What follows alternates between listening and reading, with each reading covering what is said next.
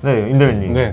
혹시 특례 보금자리론 출시 소식 들으셨나요? 예, 그거 거의 뭐 빚내서 집세라 시즌2 아닌가요? 아, 네. 지금 은행 상담 창구랑 네. 부동산 뭐 커뮤니티, 뭐 대출 커뮤니티 지금 약간 난리가 났어요. 네. 어떤 상품이길래 그렇게 난리가 났나? 아, 저도 사실 궁금한데. 네네. 네. 한번 오늘 내용을 살펴보시면은 아마 도움이 되실 겁니다. 네, 안녕하십니까. 머니방이 데이 머니맨 송준영 기자. 임대민 기래성 기자입니다. 네, 임대민님. 네. 저희가 이 촬영을 하기 전에 정말 네. 중요한 이슈들이 많았었잖아요. 부동산 시장에서. 그렇죠. 네. 그 중에서도 아마 한 가지 꼽으라면 둔촌 주공 아파트 청약 이게 엄청난 이슈였는데 예. 좀 어떻게 보셨어요? 예, 생각보다 경쟁률이 낮게 나와서 시장에 미칠 파장? 이런 게 좀 우려가 나왔죠. 아, 사실 둔촌 주공 하면은 3, 4년 전부터 계속 꾸준히 이렇게 회자됐던 그런 단지였잖아요. 네, 이제 1월에 계약이 진행이 되는데 계약률이 진짜 향후 청약 시장의 전망을 좀 짚어볼 수 있다. 저희 그 임대배님 기사 찾아보시면은 둔촌 주공뿐만 아니라 둔촌 주공의 결과에 따라서 파생될 수 있는 그런 이야기들 많이 써주셨더라고요. 그래서 네네. 그 참고하시면 그것도 재밌게 보실 수 있을 것 같습니다. 네네. 네. 그 사실 둔촌 주공 이야기를 하고 싶긴 했었는데 네. 제가 좀 약간 타이밍이 좀 안 맞은 측면도 있고 네네. 그런데 때마침 네. 정말 중요한 적도 같이 나왔습니다. 네. 어떤 거? 뭐 이미 아시고 계시겠지만 특례 보금자리론이라고 해서 아, 네네. 그거를 내년에 한시적으로 이렇게 시행한다라는 내용이 발표됐는데요. 네. 사실 저는 이게 아마 둔촌 주공보다도 중요할 수도 있지 않을까? 전체적인 부동산 시장 측면에서는 저는 그렇게 네네. 판단하고 있어가지고 네. 그래서 오늘 들고 와봤습니다. 예. 그래서 오늘의 주제는 둔촌 주공보다 중요한 이것 5억 대출 가능한 특례 보금자리론입니다.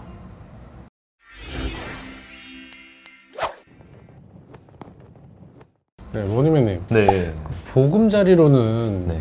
이제 많이 들어봤는데 아, 그렇죠. 좀 네. 특례 보금자리로는 생소하실 것 같아요. 네. 예. 사실 뭐 인터넷 뭐 부동산 카페 같은 데 가면은 이미 엄청나게 이렇게 회자가 되고 있긴 하더라고요. 근데 네네. 아마 모르시는 분들도 있을 것 같아서 좀 설명해 드리면은 정책 모기지 상품, 그러니까 정부에서 좀 지원을 해주는 상품이라고 이해하시면 편한데 이번 특례 보금자리론 같은 경우는 서민 부담 경감을 위해서 나온 정책이잖아요. 네. 일반형 안심 전환 주택, 적격 대출, 그다음에 기존 보금자리론을 사실 하나로 합쳤다? 네, 이렇게 보시면 될 것 같아요. 예, 그럼 기존의 정부 대출 상품들이 거의 합쳐진 거라고 볼 수 있겠네요. 뭐 소득 요건 이런 거 보면 정말 복잡했는데 이걸 약간 좀 심플하게 구성했다. 네. 이렇게 한번 보시면 될 것 같습니다. 예. 네. 그럼 여기 좀 뭐 어떤 조건이나 네. 뭐 좀 어떤 게 다른지 좀 설명해 주시죠. 아, 네. 우선 그 적격 대출을 이렇게 좀 설명을 하면은 네. 적격 대출이 9억 원 이하의 주택에 이렇게 대출이 나오는 거고 네. 이게 또 5억 원까지 대출이 나오거든요. 네네. 근데 적격 대출은 기존의 어떤 모기 상품과 다르게 한 50년까지 이렇게 대출해준 상품이란 말이에요. 네네. 근데 이거랑 약간 겉으로는 좀 유사한 게 네. 특례 보금자리론도 9억 원 이하 주택, 그 다음에 5억 원까지 대출이 나와요. 그런데 대신에 금리 같은 경우는 적격 대출은 지금 보면은 11월 기준으로 보면 한 6% 후반대 이렇게 높네요. 나와 예. 있거든요. 근데 지금 특례 보금자리론은 4%대에 나올 것이라는 게 지금 예상되고 있습니다. 4%로 나서 금리 수준이 낮고 네. 또 하나 또 중요한 것은 적격 대출은 DSR이 적용된단 말이에요. 네네. 이 네. DSR이 적용되면은 사실 대출 받기가 그렇게 풀로 대출 받기가 쉽지가 않습니다. 그렇죠. 거의 네. 뭐 기존 대출의 절반으로 낮아질 수가 있으니까. 네. 네. 물론 뭐 적격 대출이 50년 이렇게 길게 하기 때문에 DSR보다는 좀 더 많이 네. 받을 수 있긴 하지만 네. 이 특례 보금자리론은 DSR이 적용되지 않을 가능성이 굉장히 높다고 지금 이야기되고 있습니다. 예. 이건 아직 세부적인 내용이 나오지 않았어요. 근데 시장에서 봤을 때는 이거는 DSR은 적용이 안 될 가능성이 굉장히 높다. 네. 네, 이렇게 보고 있습니다. 예.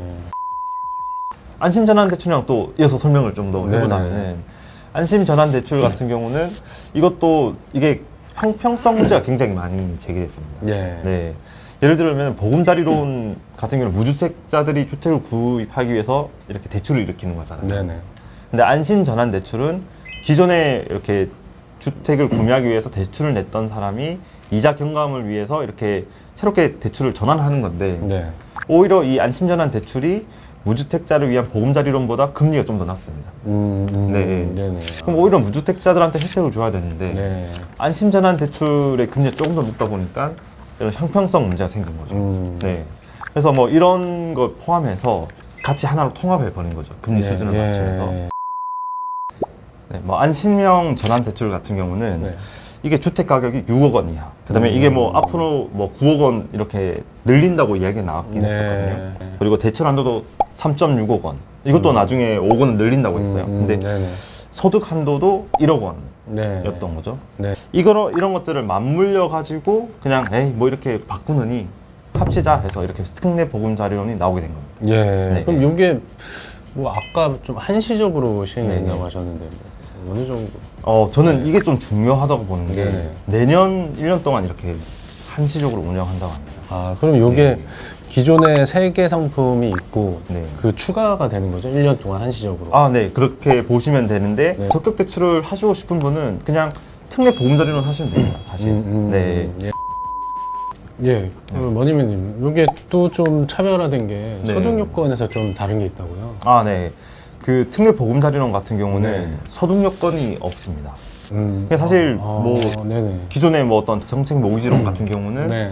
소득 요건이 있는 경우가 굉장히 많았잖아요. 예, 원래 좀 그렇지 않나요? 정부 네. 상품은? 예. 아, 그렇죠. 왜냐면은 약간 그런 어떤 서민들을 위한 정책이다 네. 보니까 그런 소득 요건이 있었는데 특례 보금자리론은 소득 요건이 없습니다. 예.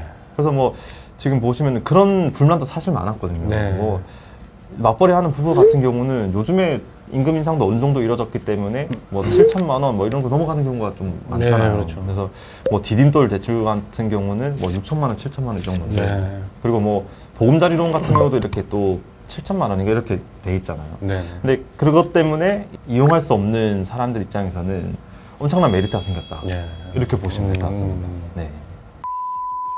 네. 머니맨님, 그 특례 요 보금자리론이 네. 이제 내년에 도입된다고 하셨는데 네. 이제 도입되면서 뭐 좀 의미가 있을까요? 왜 내년일까요? 지금 저희가 앞서서 그 의도를 말씀드렸잖아요. 이 네네. 정책을 내놓은 의도가 있는데 네. 그 중에 하나가 시장의 연착륙이죠. 이게 네네. 서서히 이렇게 지금 깔아앉기를 정부 입장에서 원하는데 네. 물론 지금 뭐 역대 정부 중에서 연착륙을 이렇게 의도했지만 성공한 사례는 많지는 않기는 해요. 네. 네, 되게 극히 드문데 어떻게 보면 지금 거래가 없기 때문에 거래를 좀 활성화시킬 수 있는 부분이 없잖아 있거든요. 네. 일부 수요자들한테는 등을 긁어줄 수 있다. 9억 원 이하의 아파트. 물론 지금 서울 아파트 가격이 지금 웬만한 거는 국민 평수 기준으로는 10억 넘는 경우가 지금 허다한 상황인데 네. 지금 약간씩은 조금 떨어지고 있는 상황이잖아요. 네, 지금 뭐 계속 하락을 하고 있어서 네. 뭐 9억 원 이하 아파트도 좀 많을 것 같아요. 네, 그래서 9억 원 이하 아파트에 대한 수요가 어쨌든 지금 있을 수 있는 거고 거기에 대해서 대출이 최대 5억 원까지 나올 수 있다는 거. 네. 그 DSR 적용이 안 되기 때문에 좀 대출을 규모를 낼 수 있다는 데서 부담이 그렇게 크지 않다라는 점. 네. 이런 게 지금 중요할 수 있는 부분인 거죠. 네. 네. 그래서 이렇게 되면은 9억 원 이하 주택 구매에 있어서는 수요가 살아날 수 있다. 네. 이렇게 아마 보고 있는 거죠. 정부도 이런 걸 노리는 거죠. 예. 어떻게 보면. 그래서 기존에는 대출을 못 내서 집을 못 샀던 분들 입장에서는 집을 살 수 있는 수요가 있을 수 있다. 이게 또 한 가지 측면은 이게 대환 대출이 된다 그랬었잖아요. 네네. 그러면은 이게 전세 뭐 어떤 태거하면서 나오는 시장의 충격 이런 충격을 좀 줄여줄 수도 있고 전세 태거 대출을 받음으로써 전세 시장에서 어떤 그런 경매로 들어간다거나 그런 경우가 좀 더 줄여줄 수 있는 측면이 있는 거죠. 예. 네. 지금 뭐 전세입자 구하기가 좀 힘들어졌으니까. 네, 예. 또 하나는 1주택자 분들은 그런 생각을 많이 하실 거예요. 갈아타기를 너무나 하고 싶은데 네네. 지금 갈아타기를 하기에는 집이 안 팔린단 말이에요. 좀 더 예를 들어서 상급지로 간다거나 네네. 좀 더 큰 평수로 넓히려면은 이번 특례 이런 보금자리로는 다시 한번 대출을 받아서 새롭게 주택을 갈아탄다거나 이런 전략이 생길 수 있는 거죠. 네, 머니미는. 네. 이게 1년 동안 이제 뭐 한시적으로 진행이 되지만 네. 아무래도 이제 돈을 이렇게 빌려주는 거기 때문에 네.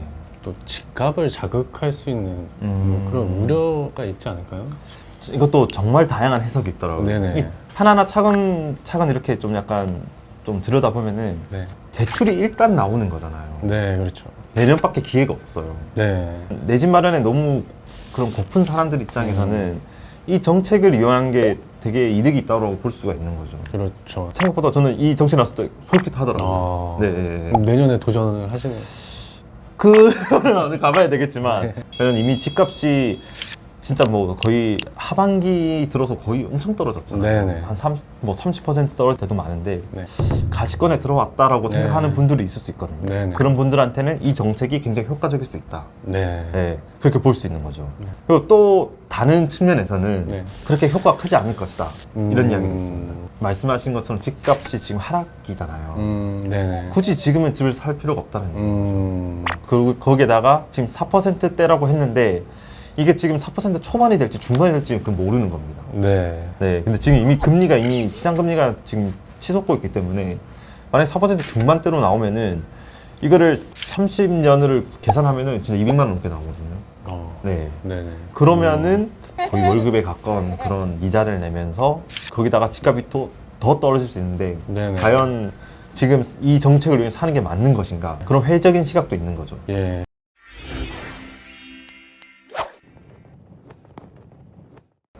네, 머니님. 네. 아, 오늘 이제 특례 보금자리론 네, 아주 좋은 내용을 가지고 오셔서 네. 제가 잘 들어봤는데요. 네. 이게 지금 그동안에 뭐 문재인 정부 때는 네. 이제 뭐 대출 규제 네. 뭐 여기에 막혀서 이제 실수요자분들이 집을 살 수가 없었고 아, 네. 예. 그리고 또 이제 윤석열 정부 들어서는 금리가 너무 올라서 아, 네. 이제 살 수가 없었는데 네. 그런 걸 좀 되게 보완하는 이런 상품이 나와서 네. 그동안에 내 집 마련을 좀 고민하셨던 분들한테 네. 좀 기회가 될 수도 있을 것 같아요. 네. 아, 정확한 말씀이신 게 역시 통찰력이나 정리 솜씨가 전문가십니다. 이번 정책도 뭐, 어찌 될지는 좀 더 살펴봐야 될 것 같긴 합니다. 네. 그럼 아무튼 금리가 낮아질 네. 그 시점까지는 네. 좀 좋은 대체 상품이 될 것 같아요. 아, 네, 맞습니다. 네. 네, 그럼 여기서 네. 여기 내용을 마무리하고요. 네. 다음에 좀 더 유익하고 재밌는 내용으로 찾아뵙겠습니다. 네. 돈줄의 길목을 지키다 머니방위대의 송준영 기자. 임대맨 기래성 기자였습니다. 감사합니다.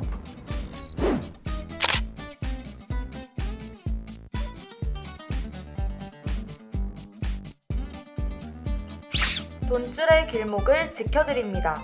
머니방위대의 다른 영상도 즐기시려면 구독 버튼을 꾹 눌러주세요.